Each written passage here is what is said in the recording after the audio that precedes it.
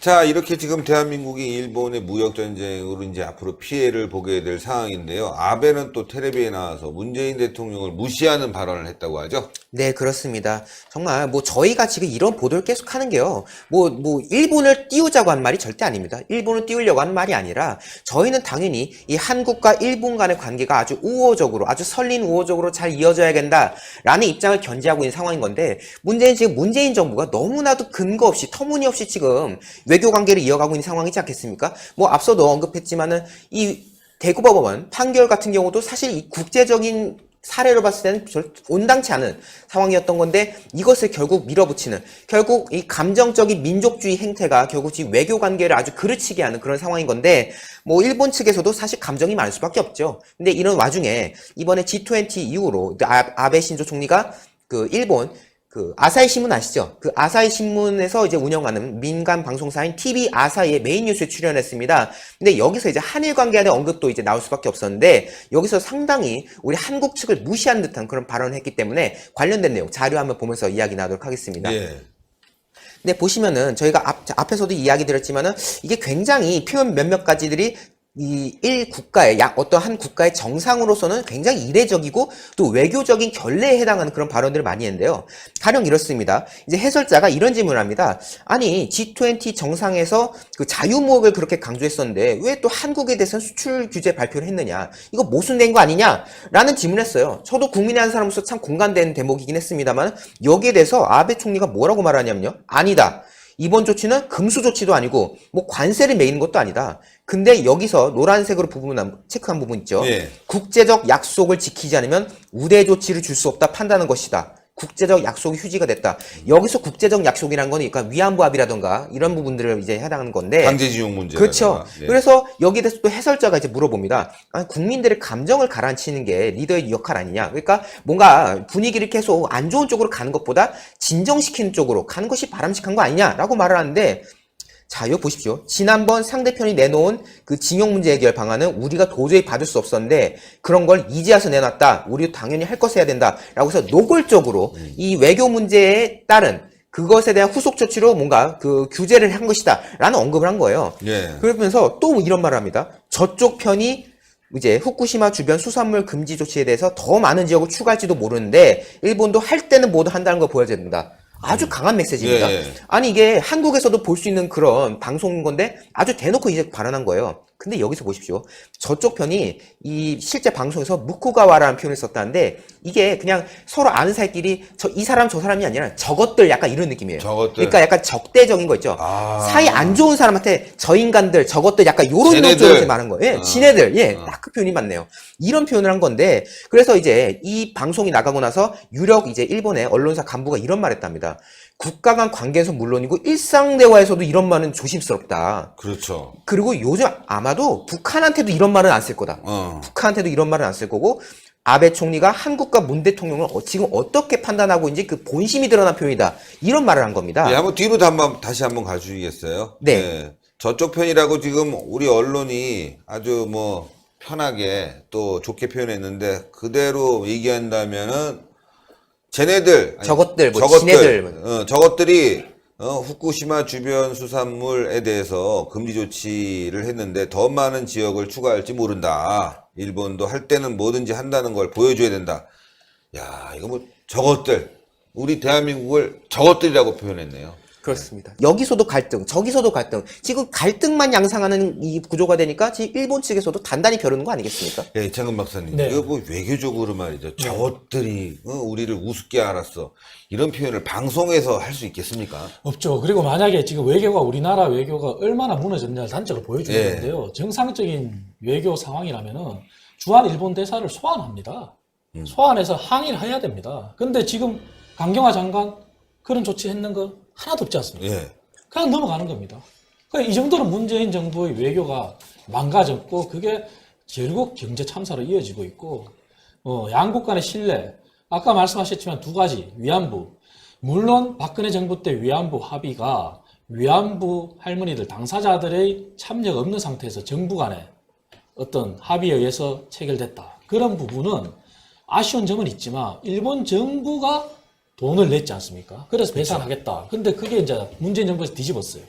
그리고 강제징용 판결 부분도 문재인 정부에서 결국 어떻게 했습니까? 아까 말씀드린 것처럼 대법원에서 그러한 경제적인 파장, 여러 가지 경제 외교 감안해서 판결을 미루고 우리나라가 준비를 할 시간을 벌어줬는데 김용수 대법원장에서 이런 지하에 판결을 내렸는데 문재인 정부에서 또다시 한일 이득을 본 기업들이 기금을 내라. 판결을 해놓고 정부는 손을 빠지고 기금을 기업들이 내서 설치해라. 이게 무슨 말입니까? 아유, 말도 안 되는 네. 거죠. 예. 하지만 어이가 없어요, 지금. 상황이 이렇게 말이죠.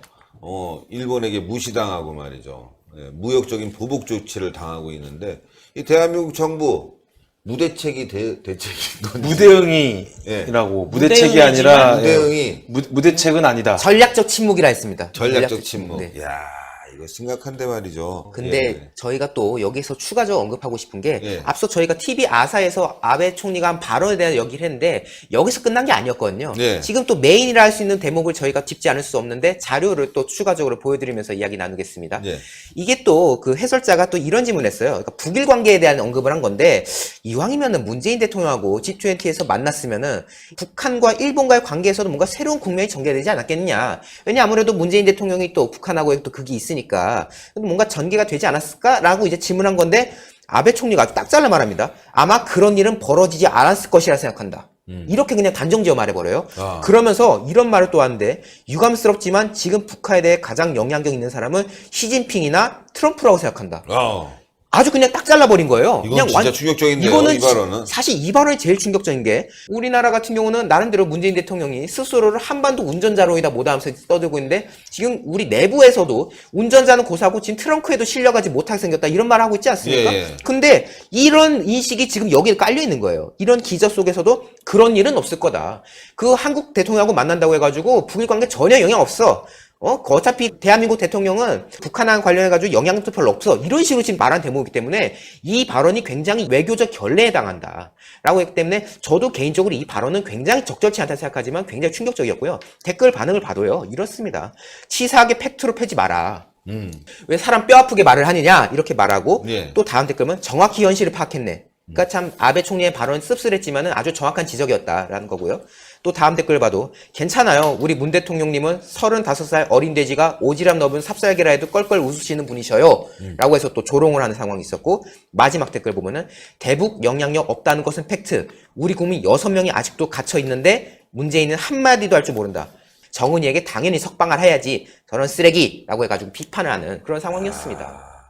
아니 진짜 망신스러운데요. 네. 예, 이창규 교수님 이거 어떻게 보십니까 이거? 심각합니다. 심각하고 한반도 운전자론이 있는데 이미 한미일 외교에서도 이번 G20에서 모두가 아시다시피 한미일이 아니라 미일 인도 인도가 차지했습니다. 그 자리를. 그래서 G20 때. 예, G20에서도 소화됐고 그리고 북한도 그런 얘기 했지 않습니까?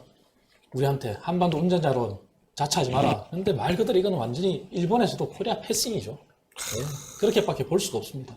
저희가 또 급하게 그 영상이 들어왔는데 이렇게 화면을 통해서 보여주는 거는 문제가 없습니다. 네.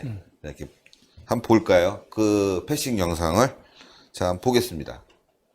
자 이렇게 사우디 왕과 또 관계자들이 하는데 일본에서 이렇게 패널들이 이게 예능 프로그램으로 만들었어요. 네. 그래갖고 지금 얘기를 하고 있는데 이제 아베가 있죠. 예, 몇 마디 하다가 지금 이렇게 하려고 그러는데 아베 보세요. 자, 네. 이 장면이 중요한 것 같아요. 아베. 자, 다시 한번 보시면. 근데 아베 그냥 이건 좀 아니죠. 그렇죠. 예. 그러니까 악수를 어떻게 했냐면 뭐 보시면은 얘기할 이렇게 팔짱 딱 끼고 이건 좀 아니죠. 이렇게 여기 하는. 있어 약간 이런 느낌이에요. 예. 그냥 왔어. 그리고 다시 그냥 얘기를 합니다. 바로 얼굴을 예. 돌려버리는. 예. 아, 이건 좀 민망한데요? 그쵸? 다시 한번 볼까요? 다시 한번 보면 상당히 지금 그냥 대화에 꼈고, 다시 아베를 만나서 아베는 지금 계속 얘기를 하고 있는데, 뭐 얘기할까 말까 뻘쭘하게 있다가, 자꾸 반대 그냥 모른 척 하다가, 자, 요 상황에서, 근데 여기입니다. 자, 그죠? 네. 좀 민망한 상황이에요, 굉장히. 이런 상황, 그러니까 아베가 아까 했지만 저것들이라고 얘기할 정도로 좀 문제가 되는 그런 그 상황입니다, 여러분들. 예. 오히려 인사를 하려고 했는데 패싱 당했고 또 다음 화면도 좀 문제가 될 것 같아요. 저희가 준비한 것들이 있는데 자 보면 지금 악수를 하려고 하다가 뻘쭘하게 눈은 네. 그러니까 뭔가 좀 얘기를 하려다가 근데 뭐 이거는 뭐 오해할 수 있는 상황이니까 네. 예. 뭐 저희가 그냥 추정을 해보는 거죠. 그 다음 장면 쭉 가다가 자 이제 반대편에 보면은 자 이렇게 보시죠. 파란색 동그라미가 아베 총리고요. 그 옆 양쪽으로 트럼프 대통령, 네. 푸틴 대통령이 있습니다. 네 이렇게 돼 있습니다. 그 옆에 인도 총리도 있네요. 그러니까 지금 저희가 아까 한번 홍철 기자가 한번 설명을 해주세요.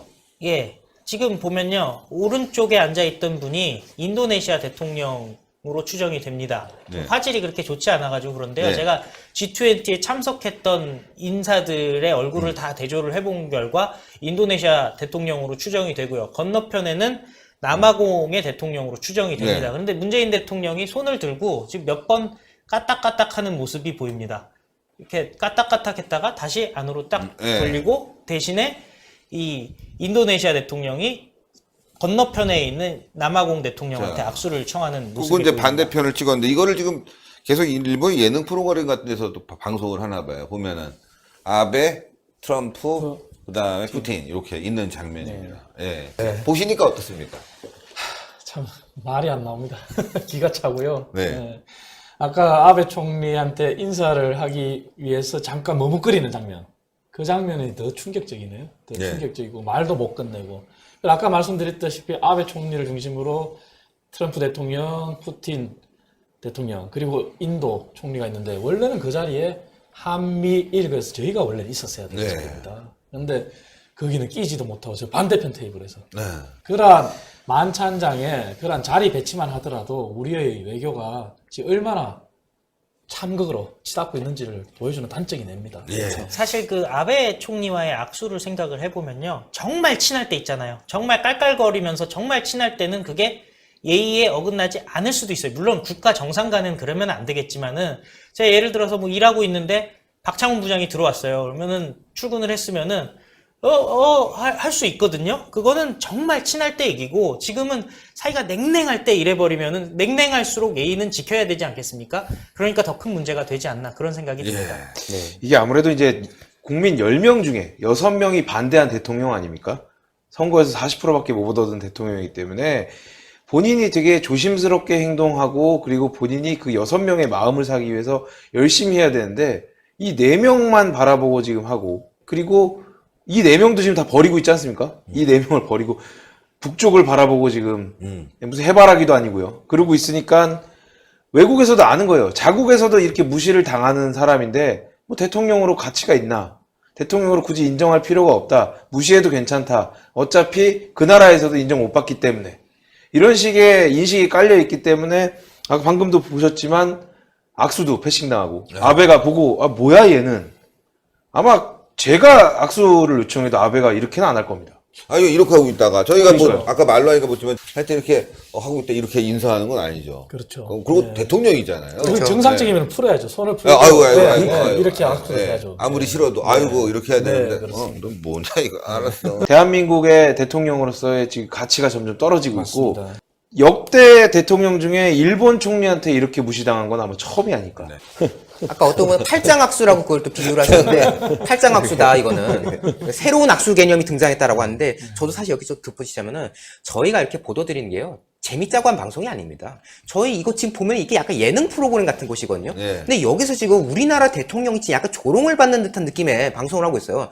이거는 대통령이 누군지를 여야 떠나서 정말 불쾌한 상황인 겁니다. 사실 이렇게 일본에서 이런 식으로 뭔가 자극적이고 가십적으로 보도하는 것도 정말 나쁜 거죠. 나쁜 거지만은 중요한 거는 이렇게 지금 비춰지고 있다는 겁니다. 이왕이면 우리나라 대통령이 좀 더 해외 정상들에 대해서 카리스마 있고 뭔가 좀 융통성 있는 그런 모습을 보인다면은 이런 정말 가십스러운 내용이 나올래야 나올 수가 없는 건데 지금 결국 우리나라는 그 감성적인 민족주의에 빠져가지고 지금 이렇게 하는 행동이 마치 대한민국의 자존심을 세우는 행위라고 그렇게 지금 스스로 위안을 삼고 있는지 모르겠는데 정작 밖에서 보는 시선에서는 오히려 조롱을 당하고 있고 또 무시를 당하고 있고 멸시를 당하는 그런 상황이라는 건 정말 안타깝고요. 지금 한일 무역 전쟁이 격화되고 있고 일본에 의해서 패싱당하고 무시당하고 있는데요.